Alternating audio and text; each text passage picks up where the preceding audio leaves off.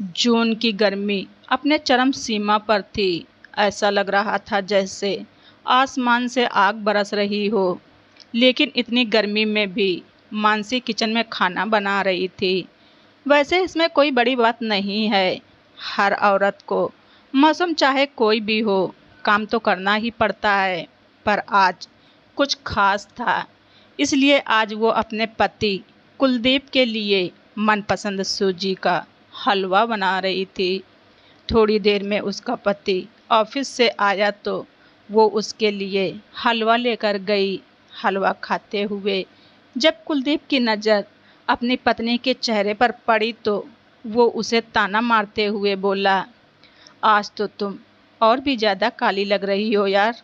ये सुनकर मानसी सकपका गई तो कुलदीप मजाक उड़ाते हुए कहने लगा कि मेरी ही किस्मत ऐसी फूटी हुई थी जो मुझे तुम जैसी बीबी मिली।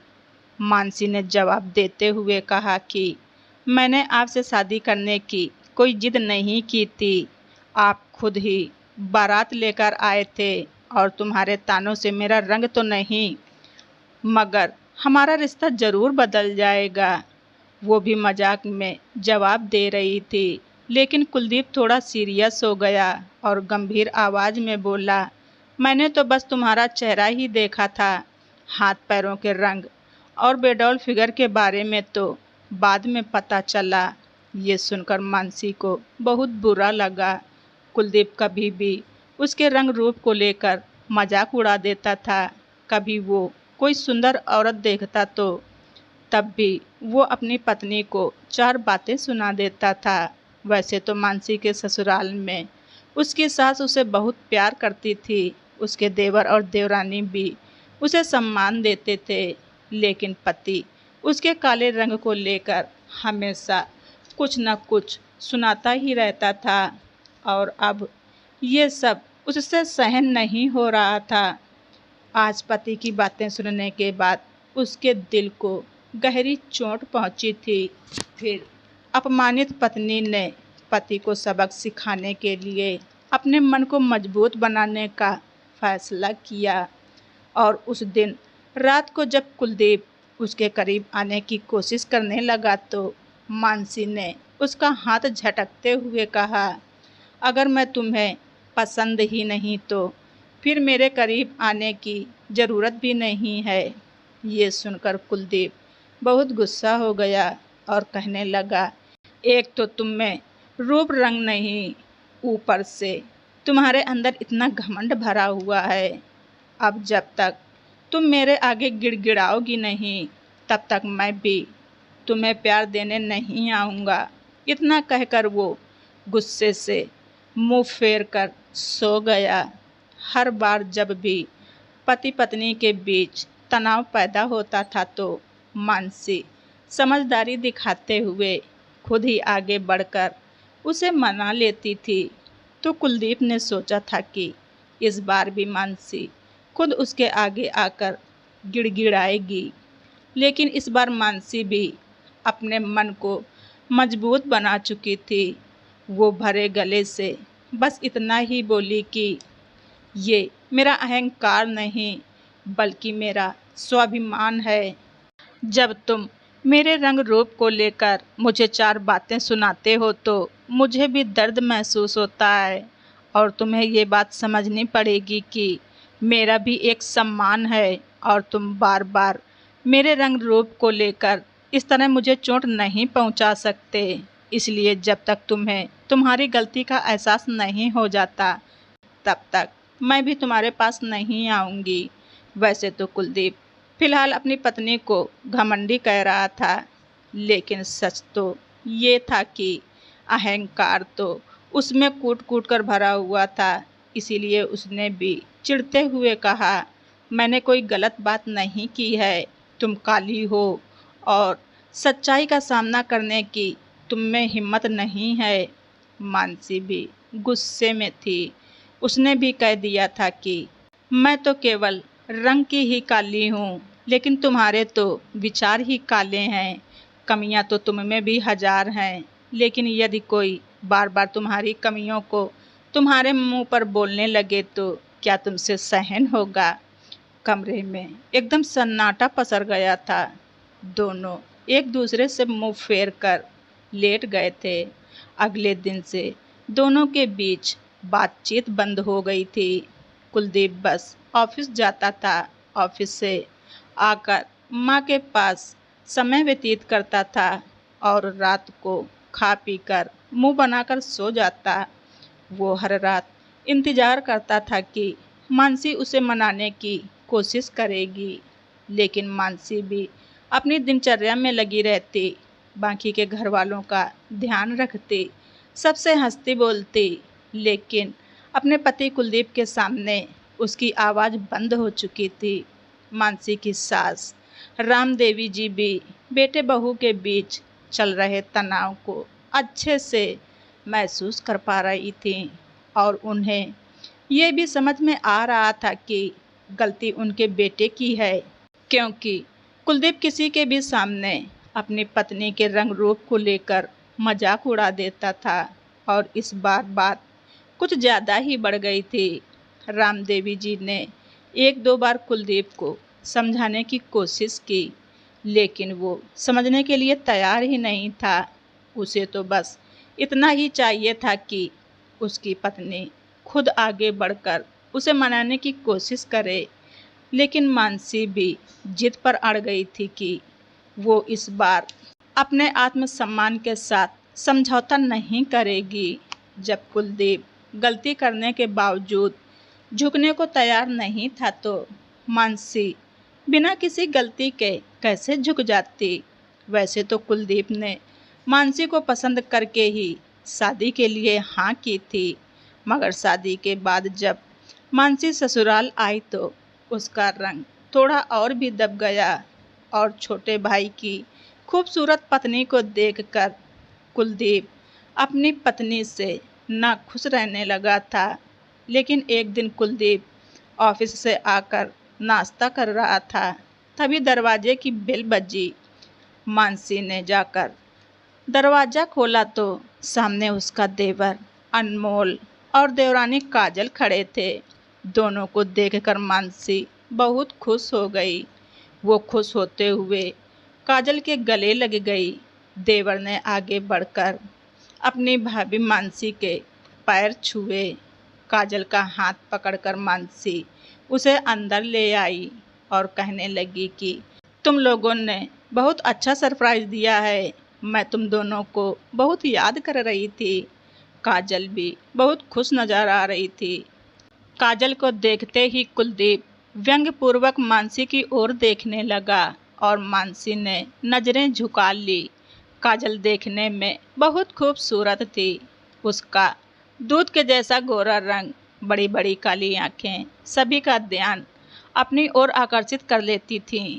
काजल और अनमोल का रिश्ता फूफा जी ने करवाया था।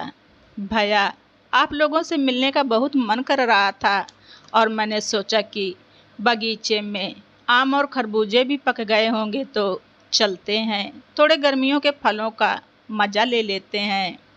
तभी राम देवी जी भी कमरे से बाहर आईं और अपने छोटे बेटे बहू को देखकर खुश हो गईं। दोनों ने उठकर उनके पैर छुए तो राम देवी जी मुस्कुराते हुए बोलीं, अच्छा किया बच्चों, जो तुम लोग यहाँ आ गए। मैं तो सोच ही रही थी कि इस साल तुम लोग अपने घर के आम और खरबूजे खा नहीं पाओगे। सभी बड़े खुश थे। डिनर के समय काजल अचानक से कहने लगी, अरे ये क्या दीदी, आपने परवल की सब्जी बना दी। आपको पता है ना कि मुझे परवल जरा भी पसंद नहीं है। तो कुलदीप अपनी पत्नी की बुराई करते हुए कहने लगा, इसे किसी बात का होश ही कहाँ रहता है। ये तो कहो कि इस घर में इसका गुजारा हो रहा है, वरना पता नहीं इसका क्या होता। इस बात पर मानसी तिलमिला कर रह गई, लेकिन सभी लोगों के बीच वो कुछ कह न पाई। जेठ जी की बात सुनकर काजल खिलखिला उठी। खैर, बात आई गई हो गई। अगले दिन कुलदीप के ऑफिस की छुट्टी थी। सुबह ही मानसी के मायके से फ़ोन आया। मानसी अपनी सास के पास जाकर बोली, मम्मी जी, मेरी मम्मी की तबीयत थोड़ी ख़राब है तो मुझे मायके जाना पड़ेगा।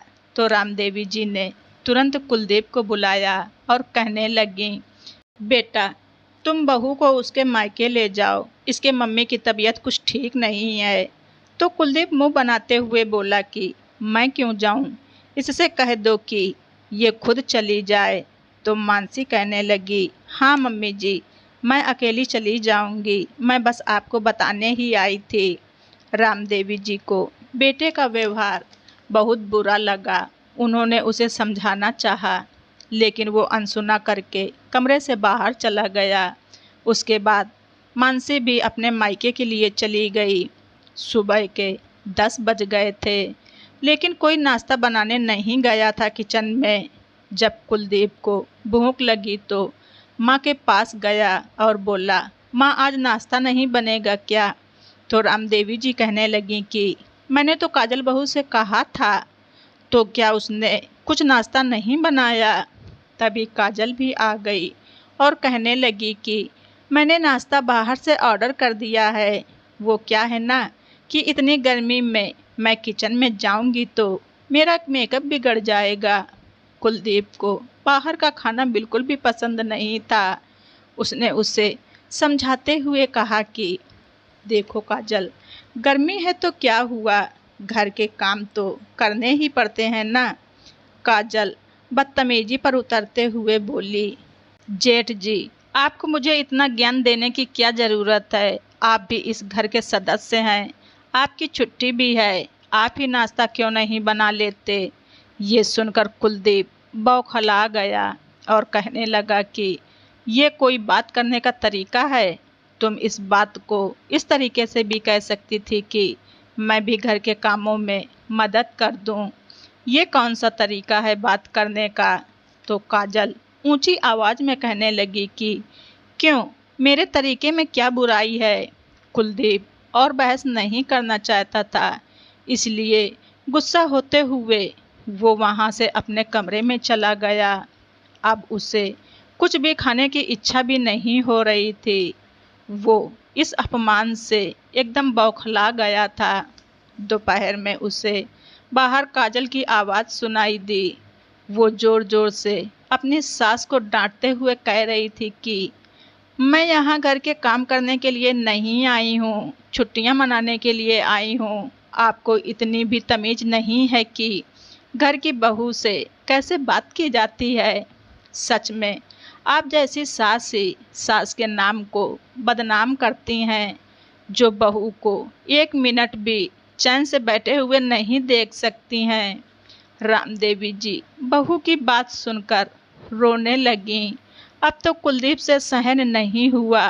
वो बाहर आया और काजल को फटकारते हुए बोला, काजल माँ से तुम कैसे बात कर रही हो? वो तुम्हारी सास हैं, इस घर की बड़ी हैं, क्या बड़ों से ऐसे बात की जाती है? अगर तुम ऐसा ही करोगी तो इस घर में तुम्हारा कोई सम्मान नहीं करेगा। तो काजल तुनकते हुए बोली, मैं इतनी खूबसूरत हूँ तो सम्मान क्यों नहीं मिलेगा? तभी कुलदीप बोल पड़ा, केवल खूबसूरत होने से क्या होता है? जुबान में मिठास भी रखनी पड़ती है, व्यवहारिक ज्ञान भी होना बहुत ज़रूरी है। तो काजल हंसते हुए बोली, ये सब तो बकवास भरी बातें हैं, व्यवहार और गुण कौन देखता है? यहाँ तो बस बाहरी रूप रंग ही देखा जाता है जेठ जी। ये सुनकर कुलदीप को बहुत गुस्सा आया। वो गुस्से में चिल्लाते हुए अनमोल को बुलाने लगा।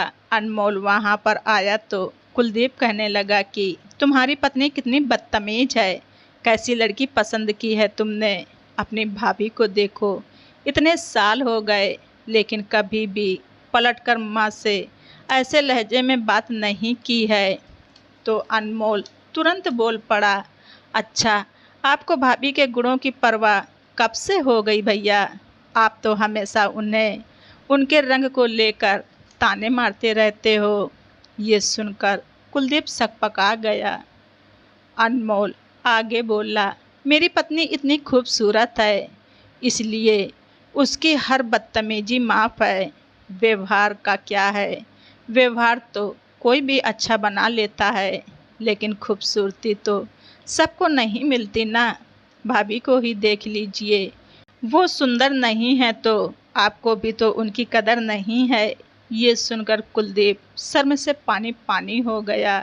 फिर कुछ पलों के बाद वो अनमोल की ओर देखते हुए बोला, चलो ठीक है, मैं मानता हूँ कि इस मामले में मेरी गलती है। मैंने कभी अपनी पत्नी के गुणों की इज्जत नहीं की, लेकिन आज तुम्हारी पत्नी की इस तरह की बातें सुनकर मैं समझ गया हूँ कि खूबसूरती केवल बाहरी नहीं बल्कि मन के अंदर भी होनी चाहिए। और सच में ऐसी बदतमीज पत्नी होने से तो अच्छा है कि मेरी पत्नी काली होते हुए भी दिल की बहुत अच्छी है। इतना कहकर वो गुस्से से अपने कमरे में चला गया। आज उससे बहुत अफसोस हो रहा था कि उसने अपनी पत्नी का हर पल अपमान किया, लेकिन फिर भी उसकी पत्नी दिल की कितनी अच्छी है। उसने कभी भी ऐसी कड़वाहट भरी बातें उसके परिवार के किसी भी सदस्य से नहीं की, जबकि उसके दिल पर कितनी चोट पहुंचती होगी। कमरे में एकांत मिलते ही वो पछतावे के आंसू बहाने लगा।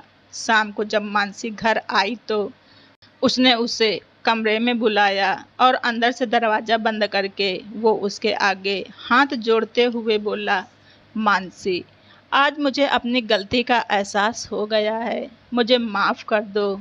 इसके आगे वो कुछ नहीं बोल पाया, उसका गला भर आया तो मानसी ने उसके हाथों को पकड़ते हुए रुधे गले से कहा कि मैं कब से तुम्हारा इंतज़ार कर रही थी। मैं तुमसे बहुत प्यार करती हूँ, लेकिन बस तुम जो मुझे ताने मारते थे ना, उसकी वजह से मुझे तुम्हारे करीब आने की इच्छा नहीं होती थी।